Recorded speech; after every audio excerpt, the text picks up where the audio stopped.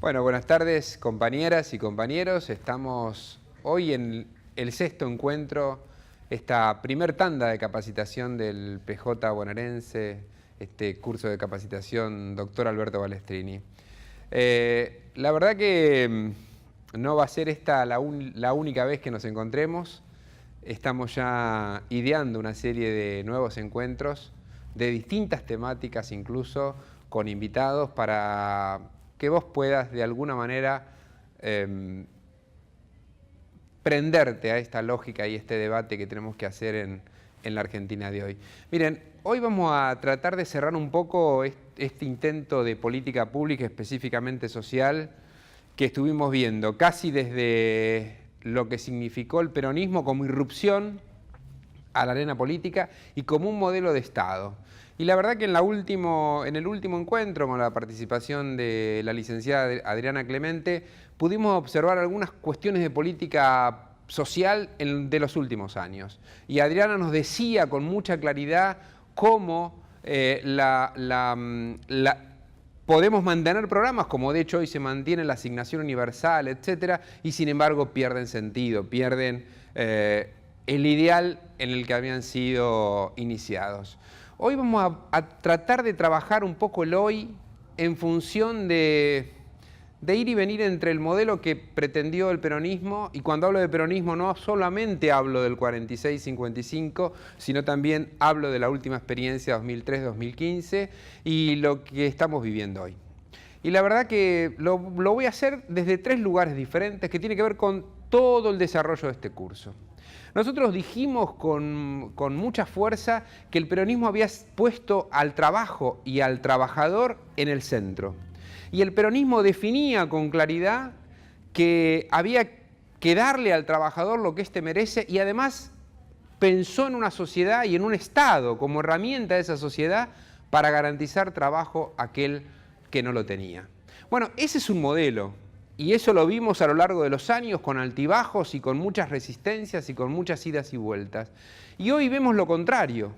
Ese modelo hoy lo vemos desde otro lugar. Miren, una experiencia muy chiquitita de la semana pasada, la Expo Joven en la ciudad de Buenos Aires.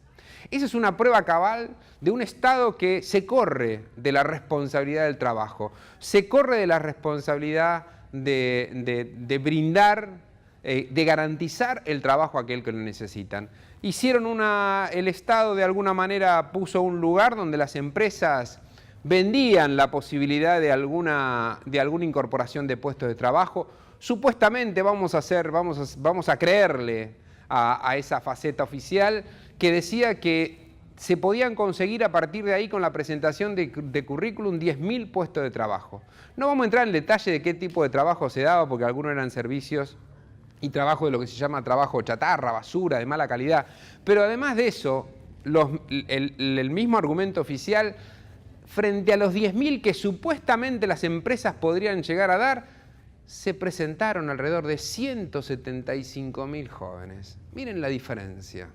Quiere decir que el Estado lo único que hace es brindar un lugar para que el mercado seleccione con 170 y pico mil currículums los 10.000 supercapacitados, porque en el fondo volvemos a esa lógica, volvemos a la lógica de un mercado que abre la posibilidad de demanda de trabajo, de oferta de trabajo, para que ingresen los más capacitados, y volvemos a esa lógica que la tuvimos otra vez en los 90, que era esa que lo dijimos en algunos encuentros anteriores, esa subocupación vinculada con alguien que está trabajando con una formación mucho más fuerte que para lo cual ha sido contratado. El ejemplo típico de los 90 era, y lo dijimos acá, el ingeniero manejando taxi. Bueno, acá va a ser una persona que esté con estudios universitarios completos o cuasi completos, trabajando en una empresa de servicio, para no decir el nombre, estas empresas de servicios generalmente vinculadas con las comidas rápidas.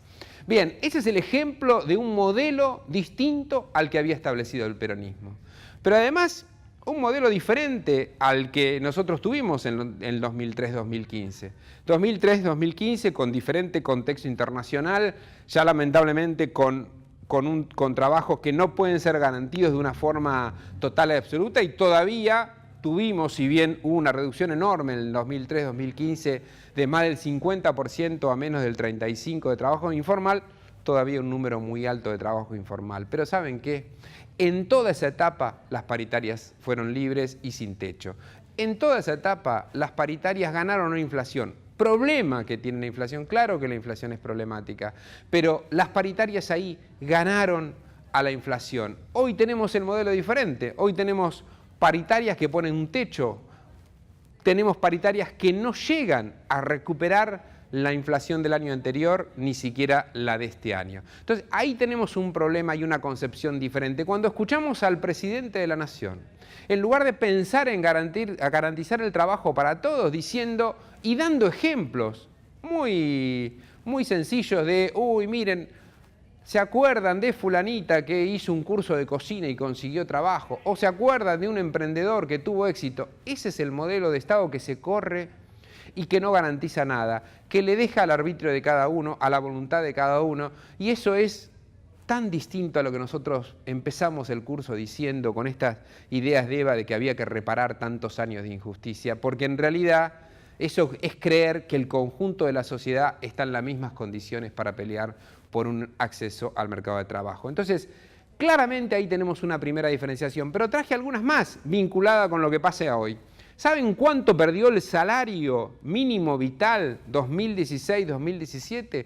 Prácticamente el 6%. ¿Cuánto perdió la asignación universal? Un poquito más del 5% de su capacidad de ingreso en un año. ¿Cuánto perdieron las jubilaciones mínimas? Casi un poquito más que el 6%. Quiero decir, con claridad hoy lo que estamos viendo es una pérdida del poder adquisitivo y un Estado que en realidad es el que fomenta esa pérdida. Algún estudio de la Universidad de San Martín que me parece que es interesante como para mostrar esa baja del poder adquisitivo. Un centro de estudios de la Universidad de San Martín hizo una comparación de cuántos litros de leche se podía comprar con el salario mínimo en abril del 2016 y con el salario mínimo en abril del 2017. Por supuesto que el salario mínimo cambió. En abril del 2016 eran 6.060 pesos, en abril del 2017 eran 8.060. Sin embargo, en el 2016 se compraban 421 litros de leche. ¿Cuánto se compraban en abril de este año? 403 litros de leche. Quiere decir que lo que estamos viendo es una tendencia a la baja del poder adquisitivo de los salarios. Podría hacer las comparaciones, las vamos a poner seguramente en pantalla para que la vean. Podríamos hacer la comparación también de cuánto se pierde en la asignación universal o en las jubilaciones, pero me voy a quedar por ahora con eso. Un segundo plano de trabajo, un segundo plano de análisis, tiene que ver también con lo que habíamos dicho con el primer peronismo. El peronismo planteó por primera vez que el Estado debe garantizar no solo a través de recursos directos, sino también a través de recursos indirectos. ¿Se acuerdan? Y hablamos, si no recuerdo mal allá por el segundo o el tercer encuentro, de qué era el recurso indirecto. El recurso indirecto era el Estado Nacional haciéndose cargo del transporte público, de los servicios públicos, nacionalizando la luz, el gas, nacionalizando aquello que le garantizaba al común, a los sectores populares, un costo más bajo. En 2003-2015 no se pudo avanzar demasiado porque los contextos son diferentes en una lógica de nacionalización, más allá de la nacionalización del agua, que permitió sacar una empresa que tenía pensado llevar con agua potable a los sectores populares recién para el 2030-2040. En el resto del Estado, de todas maneras, 2003-2015, garantizó bajo costo de servicios públicos a través de los subsidios. Quiero decir, la luz, el gas, el agua, el transporte público estaba subsidiado. ¿Eso qué implica para entendernos? Porque si no se habla tan mal de eso, que a veces es difícil que la ciudadanía pueda comprender. Eso implica, si vos tenés un servicio público barato, tu salario gasta poco en esos servicios públicos, gasta poco en la luz, en el gas, en el agua, en el transporte público. Para ir a trabajar se gasta menos, para estar en tu casa y estar con luz y calentito gastas menos. ¿Qué ha pasado hoy? El Estado Nacional dice estaban muy bajos los servicios públicos. Nosotros lo vamos a dejar de subsidiar porque el Estado no tiene que garantizar eso. ¿Y qué pasa si el Estado no garantiza? Miren, la electricidad subió ya más del 500%. El agua subió más del 390%. El gas subió más del 300% y ahora ya está anunciado, ya está fijado el próximo aumento para noviembre.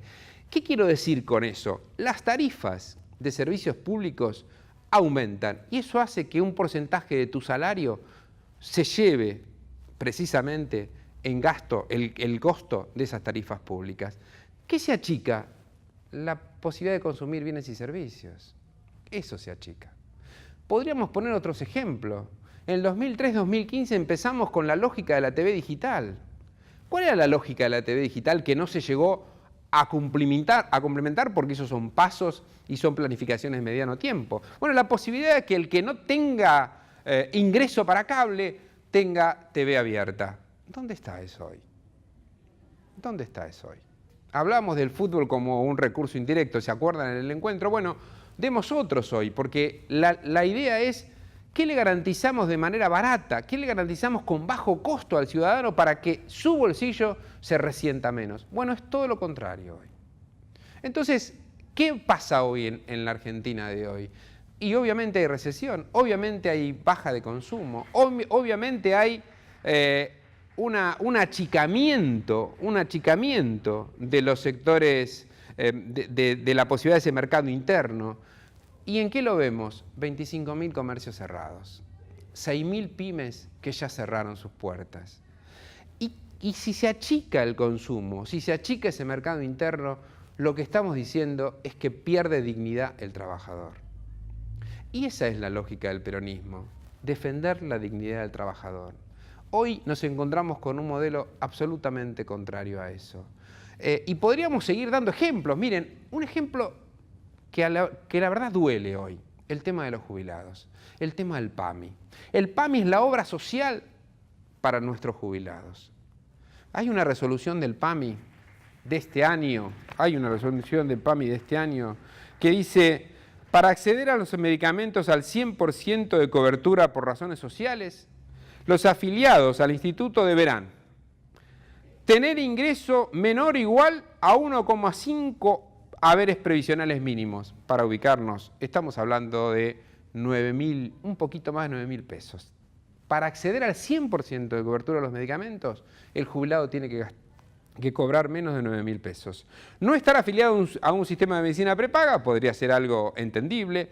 No ser propietario de más de un inmueble. Pensemos esto en la lógica de nuestra Argentina, donde hay gente que puede tener su casa y la casa donde vive su hijo. Bueno, ese está inhabilitado para tener el 100% de cobertura de su medicamento. No poseer un vehículo de menos de 10 años de antigüedad.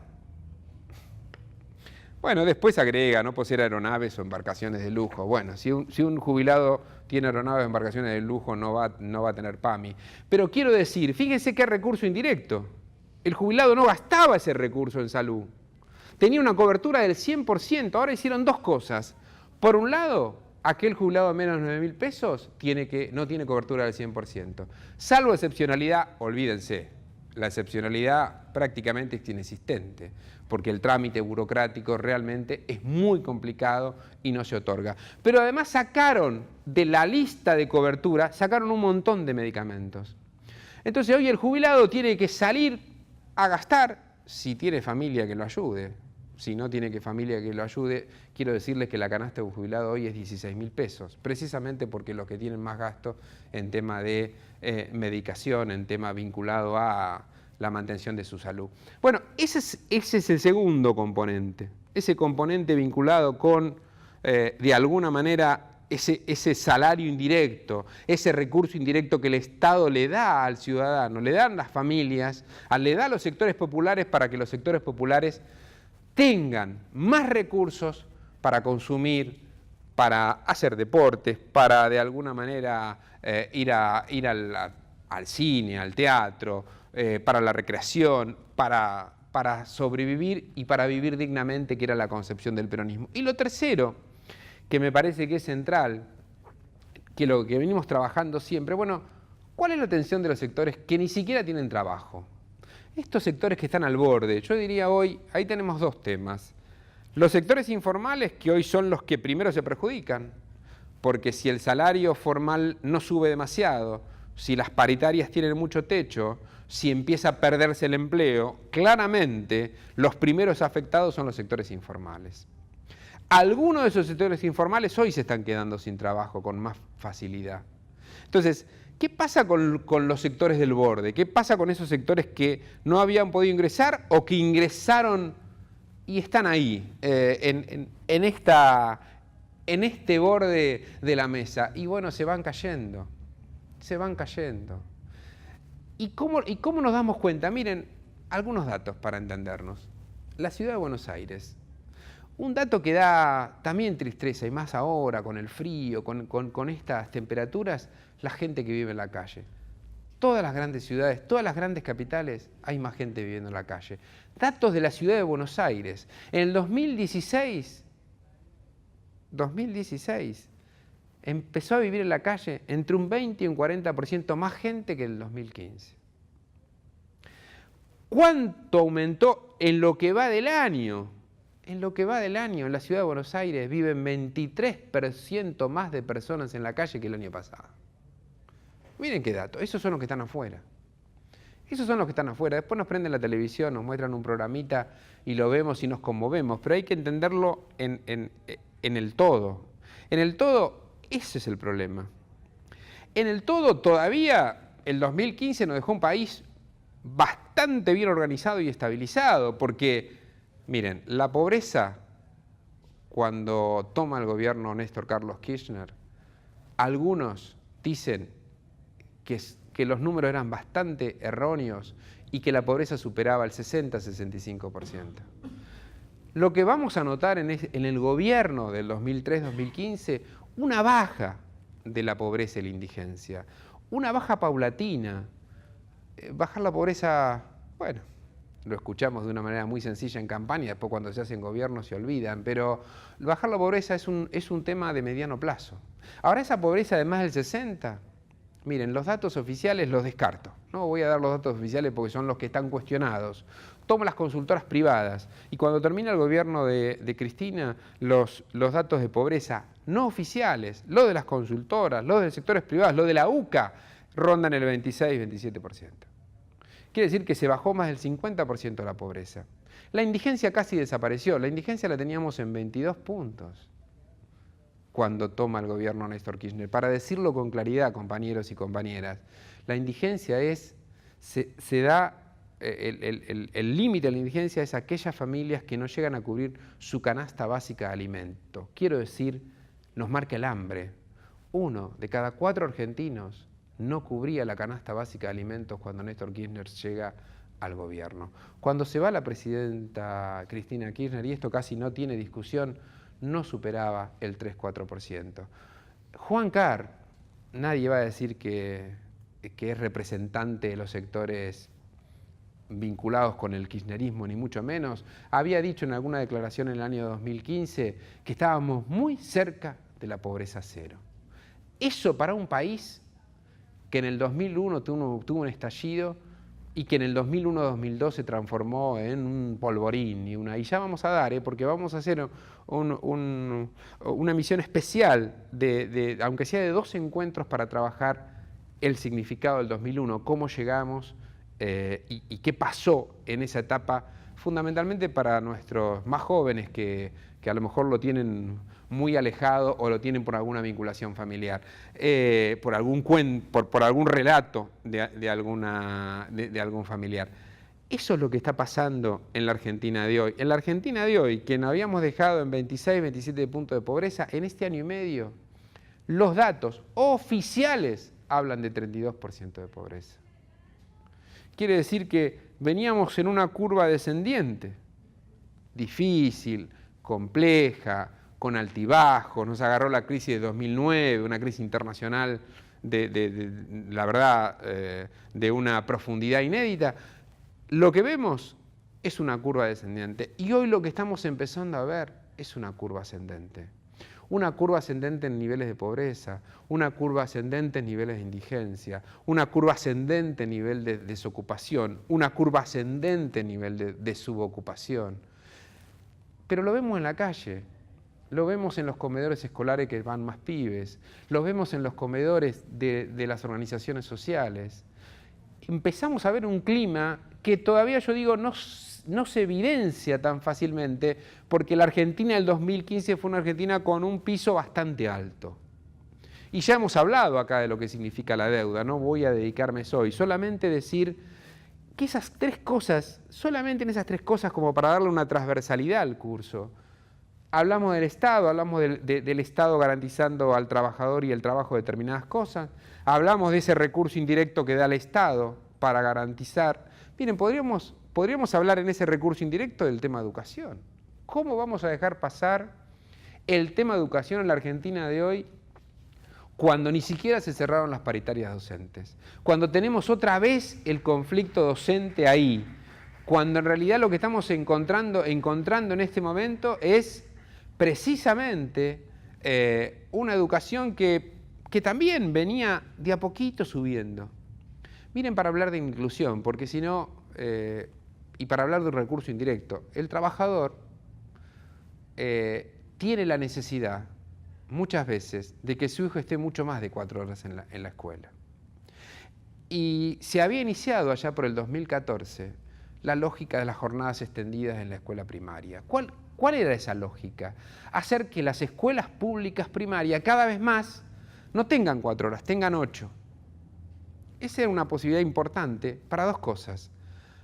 Para el trabajador que está fuera de su casa por mucho tiempo, pueda tener los chicos en la escuela pública.